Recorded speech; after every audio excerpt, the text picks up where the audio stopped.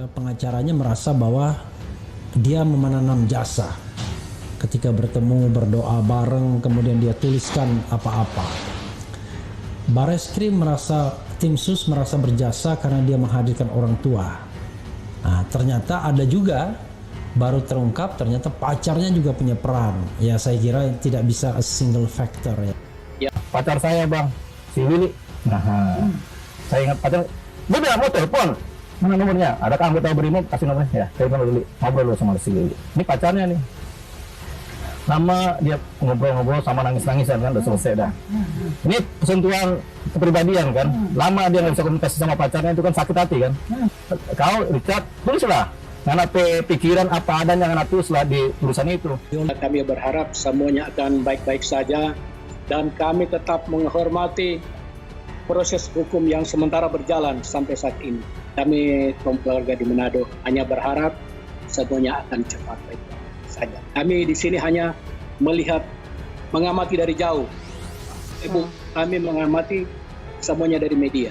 Jadi selama ini sebagaimana diberitakan ya, seolah-olah ada saling klaim siapa yang sesungguhnya yang menyebabkan Baradae ini berubah pikiran dari mengikuti skenario Sambo menjadi skenario yang tentu yang dia pahami dan dia lihat sendiri. Jadi bukan skenario tetapi fakta yang dia lihat sendiri ya sebagai saksi.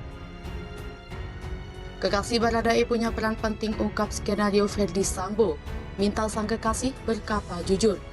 Kekasih Baradae disebut memiliki peran penting dalam kasus kematian Brigadir J. Pasalnya, kekasih Baradae merupakan sosok yang berperan dalam mengungkap skenario Ferdi Sambo. Hal tersebut disampaikan oleh mantan pengacara Baradae, Deoli Payumara. Ia mengatakan ada dua sosok penting di balik aksi berani Baradae membongkar skenario Ferdi Sambo, yakni orang tua dan pacar. Sebelum ditetapkan menjadi tersangka, Baradae sempat berbincang dengan orang tuanya melalui telepon. Saat itu Baradae diminta orang tuanya untuk jujur mengenai kasus pembunuhan Brigadir J.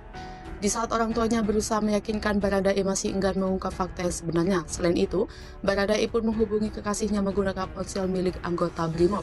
Senada dengan perkataan orang tua, Dolipa mengungkapkan kekasih Baradae juga meminta agar berkata jujur. Dolipa pun mengatakan pernyataan dari wanita tersebut yang membuat Baradae yakin membongkar skenario Ferdi Sambo. Saat diperiksa penyidik, Baradae menceritakan fakta sebenarnya melalui tulisan tangan. Dalam tulisan itu, Baradae mengakui bahwa dirinya menembak Brigadir J atas perintah Ferdi Sambo. Diduga bongkar rahasia Susi XART ternyata saksi kunci kasus Sambo. Sosok Susi XART disebut-sebut sebagai saksi kunci dalam kasus Ferdi Sambo. Hal itu karena Susi dikatakan ada di rumah dinas Ferdi Sambo di Magelang bersama Brigadir J, Putri Candrawati, dan Kuat Maruf. Ia bahkan ikut dalam mobil yang sama dengan Putri Candrawati dan Baradae. Seperti apa peran Susi? Simak selengkapnya berikut ini. Susi yang merupakan mantan asisten rumah tangga dari keluarga Ferdi Sambo belakangan ini heboh disorot usai viralnya video yang diduga dirinya sedang membongkar rahasia soal ruangan tersembunyi di rumah Ferdi Sambo. Ruangan tersebut dikatakan merupakan tempat penyiksaan Brigadir J sebelum dibunuh. Tak hanya itu, sosok yang diduga Susi dalam video tersebut juga membongkar bahwa Ferdi Sambo sudah terbiasa membunuh.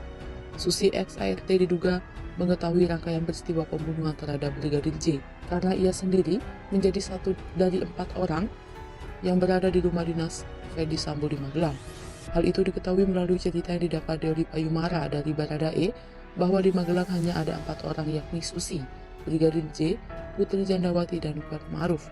Seperti dilansir dari tv1news.com yang mengutip kabar petang TV One pada 29 Agustus 2022.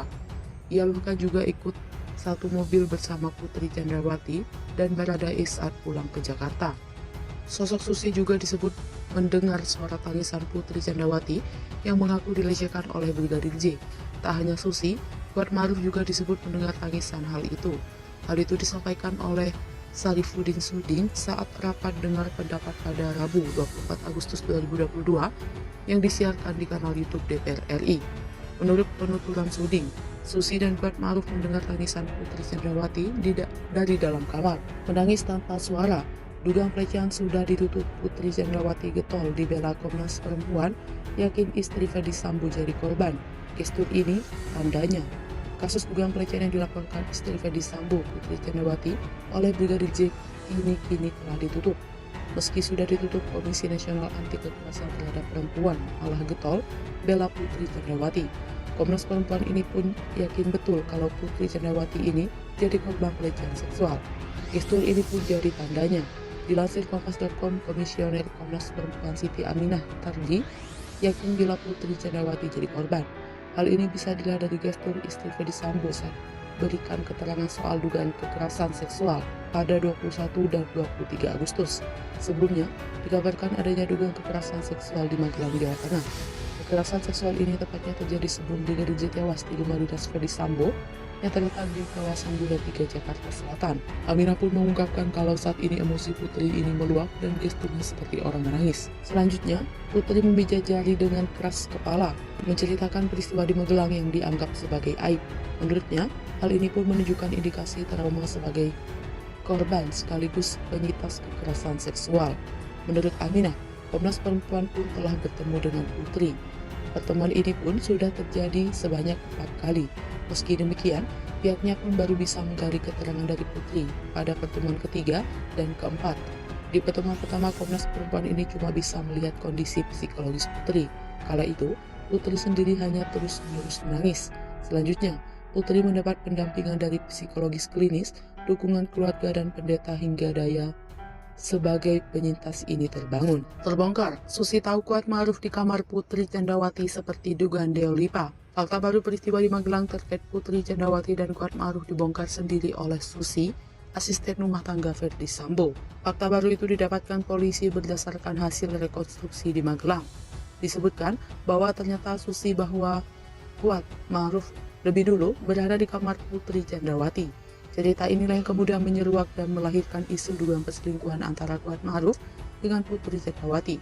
Bahkan isu dugaan perselingkuhan itu jadi salah satu bumbu yang dipercaya publik sebagai salah satu dari sekian asumsi.